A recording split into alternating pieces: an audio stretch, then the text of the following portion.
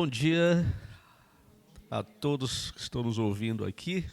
É muito bom estarmos aqui reunidos mais uma vez para esta maravilhosa escola bíblica dominical. E vamos começar agradecendo a Deus pela semana que Ele nos concedeu, a semana abençoada. Cada um pode ter passado por alguns momentos não agradáveis, mas, pela graça de Deus, estamos todos aqui reunidos.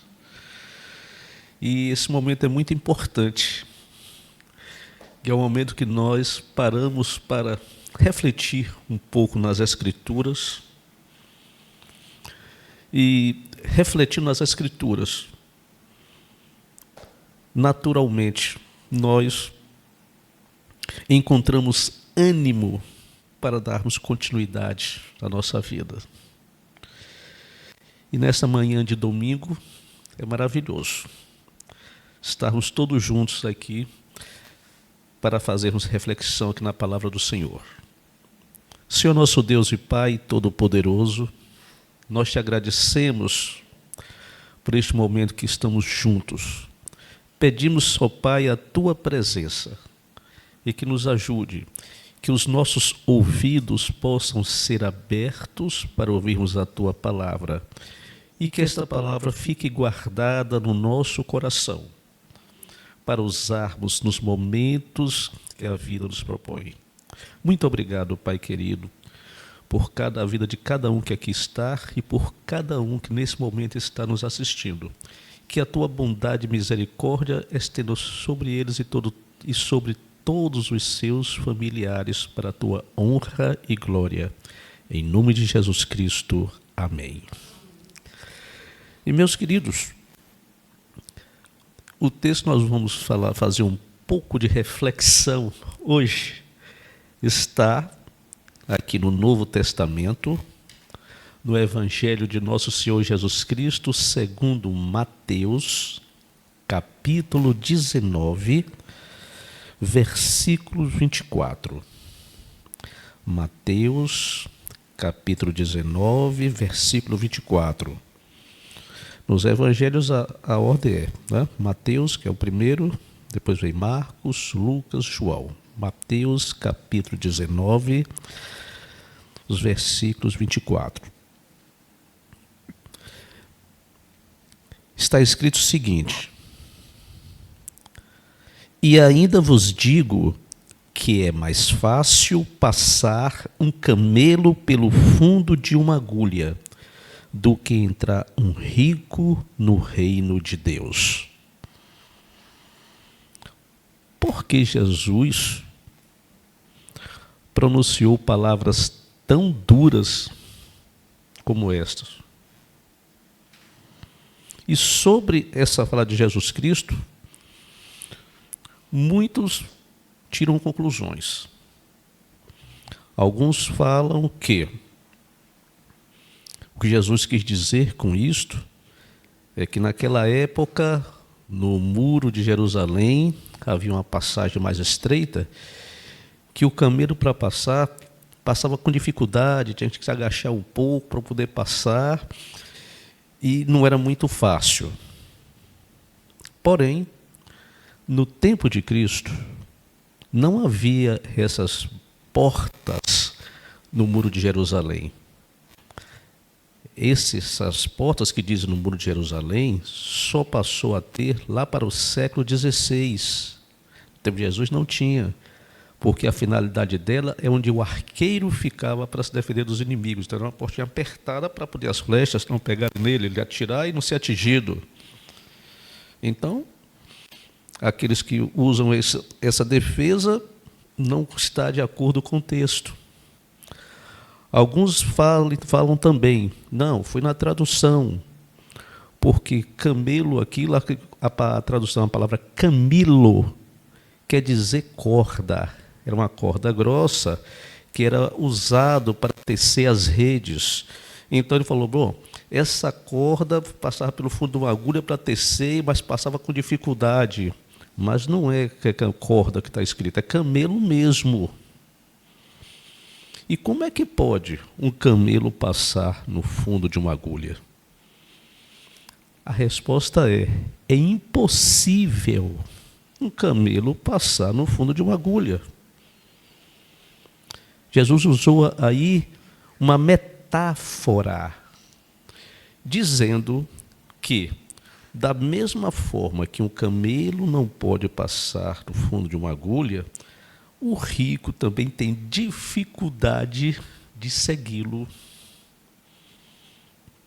E quais são as coisas, então, que impedem a pessoa rica de seguir a Jesus? Aí, como se tem um dito que diz que a Bíblia se justifica com a própria Bíblia, a história de Jairo, estão lembrados?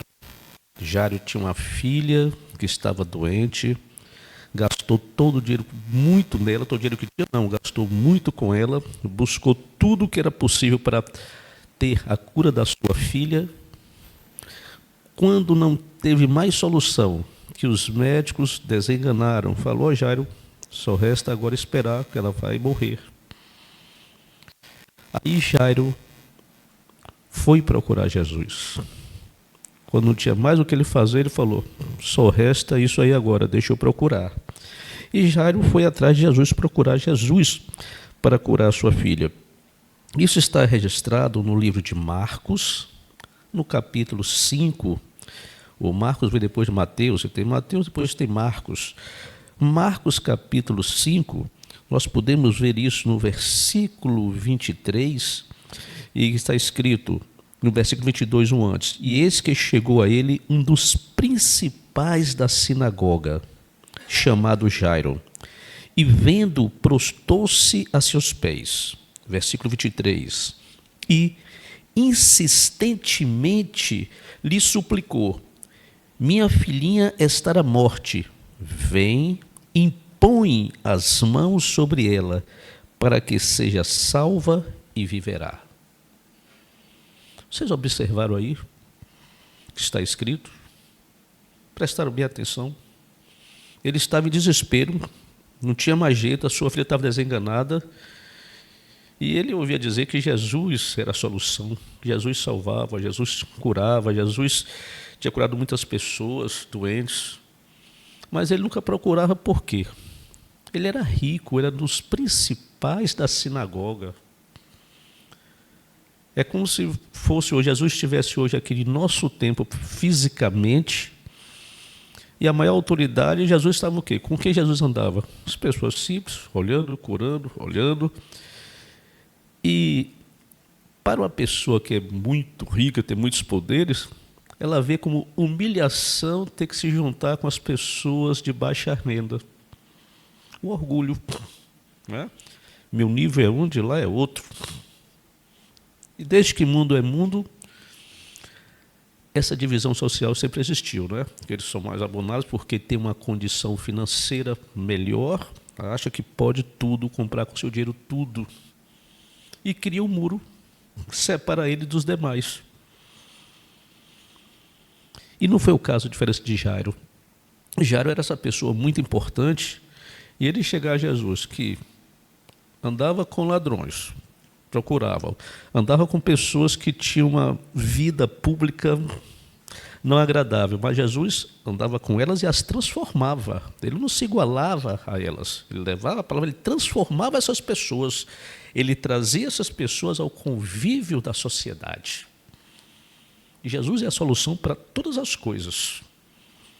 Mas observe a postura de Jairo ao procurar Jesus. Aqui diz, no versículo 22, eis que se chegou a ele um dos principais da sinagoga, chamado Jairo, e vendo, prostou-se a seus pés. Você fala: não, ele veio com humildade, ele veio aqui e se prostrou aos pés de Jesus. E muitos, nos dias atuais, também vêm à igreja procurar, orar, citar, ficar ali, mas o coração está longe da adoração. Mostram até algum gesto, mas o coração, a parte íntima, está muito longe de Jesus. São o que nós chamamos de religiosos. e vão, faz aquele negócio todo, às vezes cantam bem no coral, participam das atividades da igreja, mas na hora que tem uma coisinha, se fecha. Isso é religiosidade. E Deus conhece os corações. E seguindo o verso em seguida, você vai ver. Eis que chegou a ele aqui, aí tem, versículo 23. E insistentemente lhe suplicou: minha filhinha está à morte, vem, impõe as mãos sobre ela, para que seja salva e viverá. Qual é a atitude de alguém quando está necessitado e vai a pessoa: fulano de tal, por favor, me ajude, né? E se tratando de Jesus, que ele foi porque ele já ouvia falar que Jesus Cristo curava as pessoas e tudo. Aparentemente ele chegou, se ajoelhou e pediu, suplicando, né? Suplicando que ele não queria ver a filha morta. Mas veio falar: Senhor, eu sei que tu pode todas as coisas, a minha filha está doente, me ajuda, por favor. Ele foi aos pés de Jesus Cristo, ele procurou a pessoa certa, porém, ele quis ditar a Jesus como Jesus deveria proceder para curar a filha dele. É o que está escrito aqui. Minha filhinha está à morte, vem, aí agora, ó, impõe as mãos sobre ela, para que ela seja salva e viverá.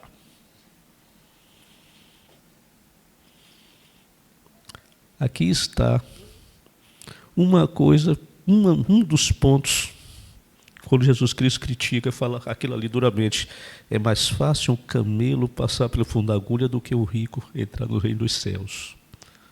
Mesmo pedindo, a natureza dele já estava tão acostumada a mandar, que mesmo no momento de necessidade, a arrogância vinha por detrás sem nem perceber. Vem, Senhor, impõe a mão às minhas filhas, sei o quê. Se Jesus Cristo fosse responder a ele da mesma forma, se Jesus Cristo fosse o contrário, aí tivesse o poder, todo o poder, que ele fosse agir como ele agia, porque Jesus Cristo ia responder para ele: quem é você para falar qual a maneira que eu devo agir? Mas Jesus Cristo, ele ensina com amor, porque ele é o amor, a expressão do amor. E quando Jesus Cristo fala que amai uns aos outros, assim como eu vos amei, não é à toa não.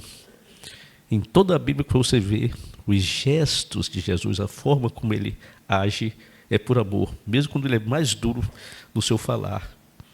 E o texto vai falar que Jesus Cristo seguiu a ele, acompanhou e foi, e no caminho estava aquela multidão, o pessoal Jesus Cristo, e nesse caminho aconteceu algo muito interessante, que uma mulher que estava muito tempo com sangramento, sabendo que Jesus Cristo ia passar ali, ela foi, entrou no meio daquele povo e tocou nas vestes do Senhor.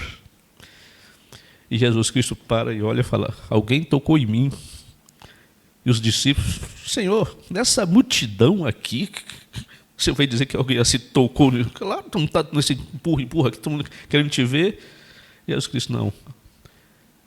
Alguém tocou em mim e saiu poder de mim. E quando ele para e fala isto, está lá aquela mulher e falou: fui eu, Senhor.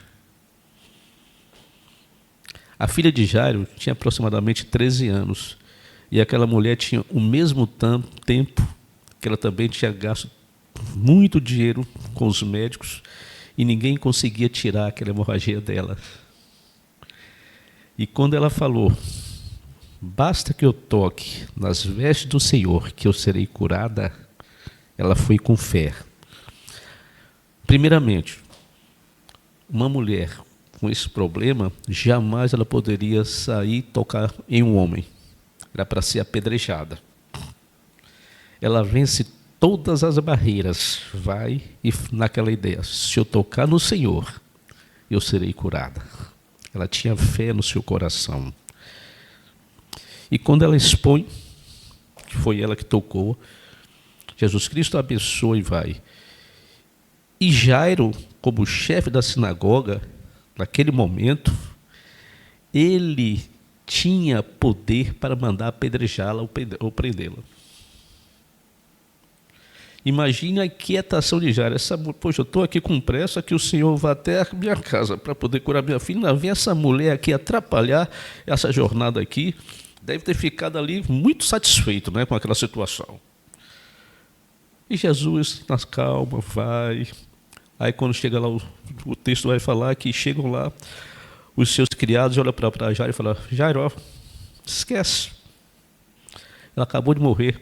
Deixa o mestre em paz. E aí, aquele Jairo, cheio de poder, cheio de poderes e arrogância, desarma no chão. Até aquele momento, Jairo estava dizendo como Jesus devia agir. Jairo estava na mão de Jesus Cristo, puxando, vem. Quando fala, sua filha já morreu, ele desaba ali. Aí Jesus, tenha fé. E a partir daquele momento, é Jesus quem pega na mão de Jairo e o leva. E vai até a casa dele. E as pessoas estavam lá chorando, aquele negócio todo. E Jesus Cristo fala: saiam todos aqui, que a menina apenas dorme. Alguns deram risada. Já morreu. Mas aquilo que é impossível ao homem, a Deus nada é impossível. E o texto diz que Jesus vai até aquela casa. Só permite que os pais fiquem presentes ali com ele. E ele clama ao Pai e aquela moça levanta, salva, viva. E Jesus não só levou a vida para aquela menina, mas a toda aquela casa. Eles viram a ação de Jesus Cristo. Quem é Jesus Cristo? Como Jesus Cristo age. E nesse outro texto que nós estamos vendo aqui, que está em Mateus 19, 24, na realidade ele começa contando uma história que o moço rico vai a Jesus e fala: mestre, bom mestre, o que faço para ter a vida eterna? Será que aquele moço foi atrás do mestre a perguntar o que faz para ter a vida eterna? Ou para querer se vangloriar? E Jesus Cristo falou: olha, você cumpre os mandamentos, não matarás, não roubarás. Não, tudo isso eu faço desde a minha mocidade. Ah, que bom. Se nos dias atuais, no tempo, chegasse uma pessoa como ele, muito rico, e chegasse lá: ô meu pastor, o que é que eu faço para ajudar? Ô meu irmão, seja bem-vindo, foi aquele lá, ia dar os melhores carros para ele, você está no melhor lugar da igreja, não é? Ali, e é como se ele pudesse comprar a salvação com dinheiro. Porque tem muito dinheiro e as visões todas iam ocorrer para ele, não é? É assim o normal que acontece normalmente. Mas Jesus Cristo, ele conhece o coração das pessoas, ele não se deixa enganar. E quem pensa que nos dias atuais está na igreja querendo enganar Deus, está muito enganado. Deus conhece o seu coração. Deus sabe dos seus pensamentos. A sua aparência pode mostrar uma coisa, mas Deus conhece você no íntimo, no fundo. Os que são de Deus, Deus conhece. E Jesus, conhecendo, mostrando que conhece todas as coisas, falou: então faz o seguinte, vende tudo ao que tem, distribui aos pobres, depois vem e segue-me. E o texto vai falar que aquele jovem ficou muito triste e saiu tristemente, porque tinha muita fortuna. Jesus mexeu na ferida dele. Quem era o Deus dele?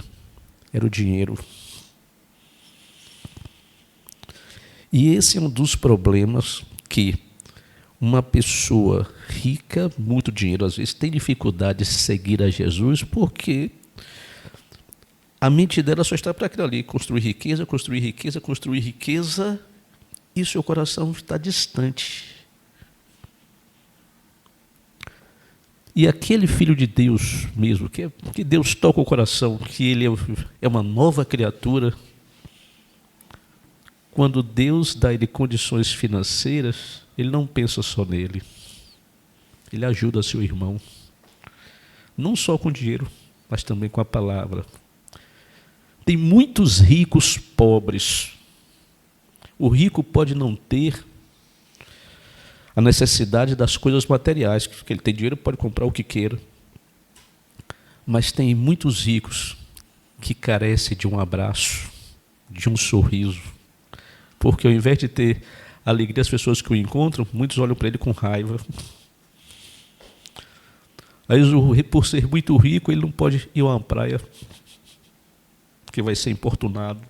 Não pode andar pelas ruas. Fica com medo de ser assaltado. E começa a ficar preso dentro do seu palácio de riquezas. E cadê a comunhão com o próximo? Jesus não condena o rico. O que ele quis falar aqui, que existe uma teologia da libertação que usava esse texto de forma não coerente, dizendo que para você chegar a Jesus, você tinha que ser pobre. Então, o pobre chegava a Jesus. Isso é contra as Escrituras, porque está escrito em Atos. Em Atos capítulo 10, versículo 34, está escrito que Deus não faz acepção de pessoas. Não é por causa do dinheiro. É a forma como aquele que tem o dinheiro, por ter, acha que pode fazer todas as coisas. E isso afasta do principal mandamento de Deus. Amai uns aos outros, assim como eu vos amei. E amar os outros não é só da boca para fora. É o carinho, a atenção, a preocupação com as pessoas, olhar as pessoas ao seu redor, dar atenção a elas quando necessário. Porque também está escrito na palavra, nem só do pão viverá o homem. E o amor é uma coisa assim, Jesus Cristo fala, olha, esse é o diferencial se você é meu filho. Realmente, amai uns aos outros, assim como eu vos amei. Então, normalmente a pessoa, por ter boas condições financeiras e poder fazer tudo o que deseja no mundo, isso causa uma separação dela com o próximo.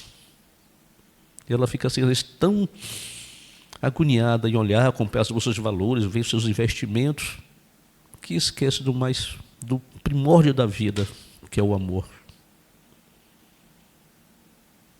O dinheiro não pode comprar a salvação. Também não é pelas obras que ninguém é salvo, mas pela graça de Deus. E Deus, quando nos dá a vida, Ele nos dá de graça. Ele nos dá a vida e também nos chama para conhecê-lo, para nos dar a salvação. E para nós sermos salvos, não precisamos pagar nada. Precisamos sim tomar conhecimento da sua palavra e obedecer e ter uma mudança de postura. E é isso que Jesus Cristo espera. Então, nessa dureza da sua palavra, quando ele fala, é mais fácil um camelo passar pelo fundo de uma agulha do que um rico entrar nos reinos dos céus, ele quer dizer, olhe, é quase impossível o rico vir ao reino dos céus, porque ele está tão envolvido na sua arrogância e no seu poder, e na sua riqueza material, porque seguir a Jesus vai significar uma mudança total na sua maneira de ser. E muitas pessoas não estão preparadas para mudar a sua forma de ser. Existem também pessoas que são pobres, não têm condições financeiras, Mas tem um espírito também miserável, que é espírito de rico, não quer saber de nada, não olha para as pessoas. Também é digno da misericórdia de Deus. Então, esta palavra aqui, por Deus, não é o rico só com a riqueza material, não. É aquelas pessoas que têm pobreza de amar o próximo. E Jesus é duro, mesmo aqui na palavra, e fala firme mesmo, e é isso, tem que ser. Ou você escolhe o meu caminho, ou escolhe o outro, não há meio termo. Ou você me segue, certo? Ou então não segue. A Bíblia fala que por ser morto, eu te vomito da minha boca. Ou é ou não é. Seguir a Jesus Cristo é uma mudança de postura. No momento que você aceita Jesus Cristo, você começa uma nova caminhada, um novo aprendizado, lendo as Escrituras e vendo o que Jesus falou, o que ele pregou a respeito do Pai para aqueles que querem seguir. E começa uma longa caminhada, um amadurecimento espiritual. E cada um tem seu tempo. Todos vão errar, todos erram. Mas o diferencial agora aqui, quando você se decide seguir a Jesus Cristo, você se torna uma nova criatura. Ainda que você erre, o Espírito Santo vai tocar com você, vai lhe incomodar, e você vai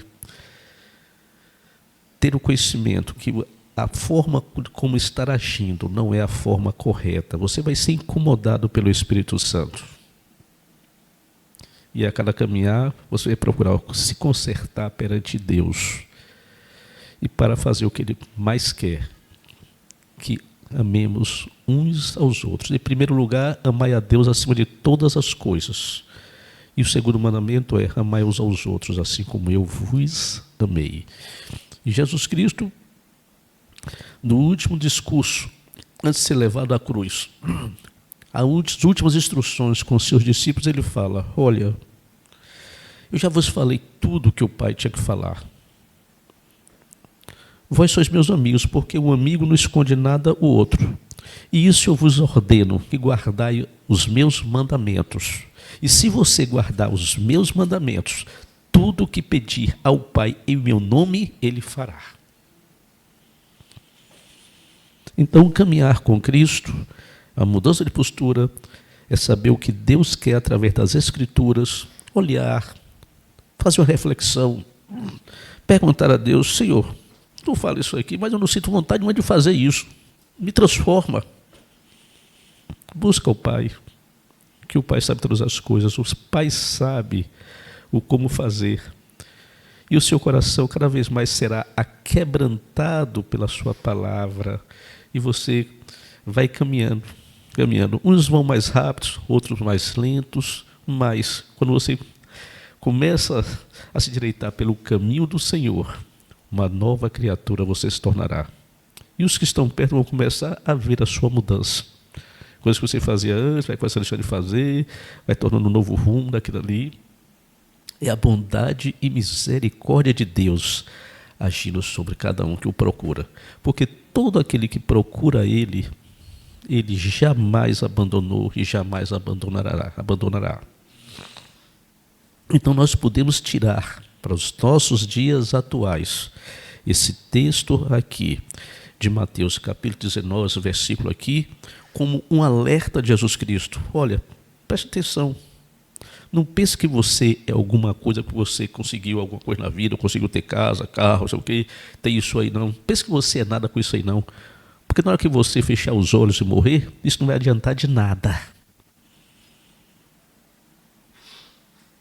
Eu sou o caminho, eu sou a verdade, eu sou a vida. Segue-me.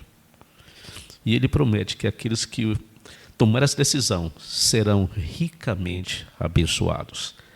E que essa palavra sirva de reflexão para você a cada momento. Quando você tiver a oportunidade de fazer o bem para alguém, faça.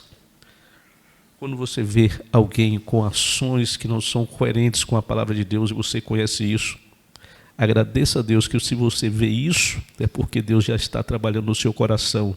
E ore por aquela pessoa que está com atitudes não adequadas com a palavra do Senhor. Porque, como novo homem, Jesus aqui ordena que amai aos vossos inimigos. Isso só é possível para aqueles que realmente têm Jesus no seu coração. Ao homem comum, isso é loucura, amar os inimigos. Mas é uma ordem de Jesus Cristo. Amai os vossos inimigos. Orai por eles. Quando você começa a trabalhar o seu coração e você sente isso, você começa a ver as pessoas e começa a orar para essas pessoas e ter misericórdia delas e pensar, ela age dessa maneira porque Jesus ainda não alcançou o coração dela.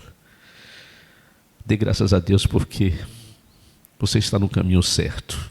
E que o Senhor os abençoe a cada momento da semana. Amém.